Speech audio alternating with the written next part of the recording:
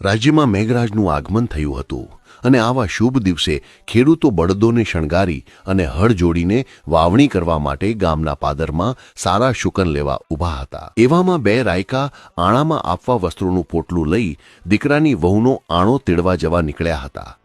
તેઓ પણ વાવણી કરવા જતા ખેડૂતો પાસે આવીને સારા શુકન લેવા માટે ઊભા રહી ગયા। હંમેશા પ્રભાતમાં નિત્ય નિયમ મુજબ અજમલરાય ઘોડે સવારી કરી અને રાજ્યનું ભ્રમણ કરવા નીકળ્યા હતા। ત્યાં શુકન લેવા ઉભેલ ખેડૂતોને રાયકા અજમલજી જોઈને નિરાશ થઈ ગયા। એક ખેડૂતો જુઓ, સામે વાંજીઓ આવે છે, શુકન થાય? વાંજિયાના શુકન લઈને મંગળ કાર્ય થાય નહીં, તેમ વાતો કરતા કરતા અવળું ફરીને ઊભા રહી ગયા। અજમલજી તેની પાસે આવીને કહે છે, કેમ ભાઈ, તમે અવળું ફરીને ઊભા રહી ગયા છો? પણ તેમાંથી કોઈ રાજાના ડરથી કંઈ બોલતું નથી। અજમલજી તેને અભયદાન આપીને કહે છે, સાચું નહીં કહો તો તમને મહાદેવના સોગંદ છે। પછી તેમાંથી એક ખેડૂત બોલે છે, મહારાજ, અમે આજ શુકન લેવા ઊભા હતા।